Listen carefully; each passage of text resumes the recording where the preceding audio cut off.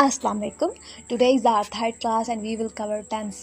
Present indefinite tense या फिर simple tense. First of all, we will cover its rules. इसके rules क्या हैं?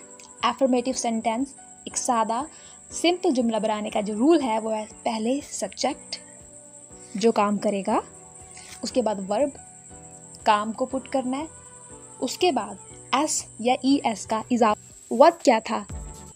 Bye, walk, run, talk, read ये verbs हैं। वो वर्ब अगर सिंगल है, एक है, तो उसके एंड में एस या ई एस लगेगा, बस बात ख़त्म। How simple it is. Subject verb, verb के एंड में एस या ई एस। नेगेटिव कैसे बनेगा? जैसा कि हम पहले लेक्चर में बात कर चुके, तीसरे नंबर पर नोट लगा देते हैं, लेकिन यहाँ थोड़ा सा मिसाला है। सब्जेक्ट जब भी मनफी जुमला होगा, नहीं का इस्तेमाल होगा, यहाँ डू और डज यूज़ होगा। और तीसरे नंबर पे नोट सब्जेक्ट डू या डज, वो आगे डिस्कस करेंगे कब डू डालना है कब डज। अगर सब्जेक्ट डू डज, उसके बाद नोट, एंड में वर्ब, ख़त्म। आप समझ पाए?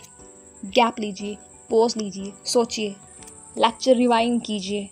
जहाँ कहीं ही, शी, इट या कोई नाम आ जाए like Ali, like Ariba, like Asma, वहाँ वर्ब के साथ एस या ई एस लगेगा। लेकिन नेगेटिव में भूल जाइए, वहाँ ई एस नहीं आएगा, वहाँ डू या डज आएगा।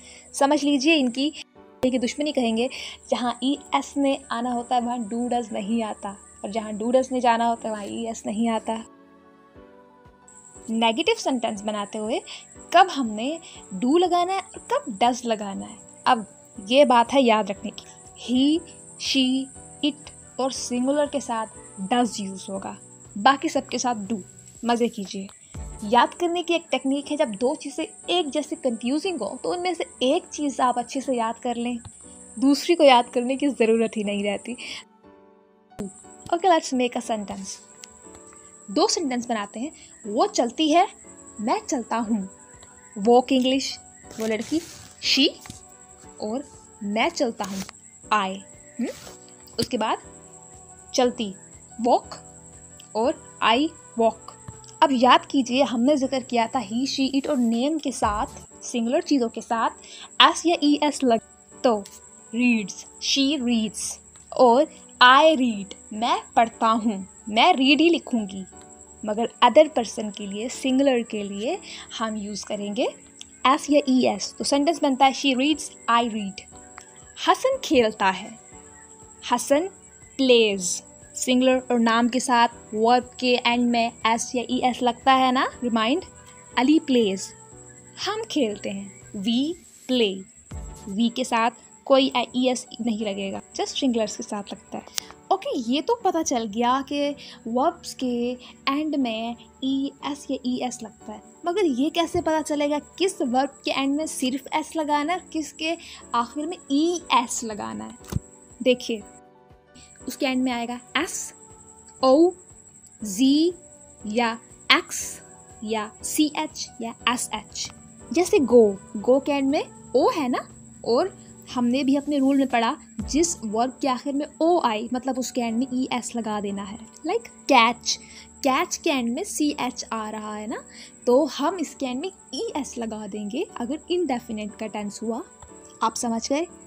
बाकी सबके साथ एस, लेकिन जहाँ एफर्मेटिव सादा जुमले में वर्ब के एंड में ओ आ जाए, एस आ जाए, जी आ जाए या एक्स आ जाए, सी एच आ जाए या एस एच आ जाए, वहाँ ई एस लगेगा। So discuss some sentences for practice. Like वो खेलता है, ही प्लेज, अदर पर्सन है ना, सिंगुलर है, प्लेज लगाया। तुम खेलते हो, यू प्ले, तुम नहीं खेलते, यू डू नॉट प्ले। हमने पढ़ा था ना, ही, शी, इट और सिंगुलर के साथ डज, बाकी सबके साथ डू यूज कर। हम आते हैं, वी कम, वो जाती है, शी गोज, तो शी एक सिंगुलर थी तो उसके साथ एस या ई एस तो लगाना ही था। तो ई एस क्यों लगाया? क्योंकि गो जो हमारा वर्ब है उसके एंड में ओ आ गया, तो यहाँ ई एस लगाएंगे। मैं देखती हूँ। So that's all for today. अब आपको होमवर्क मिलने लगा है। Make 10 sentences।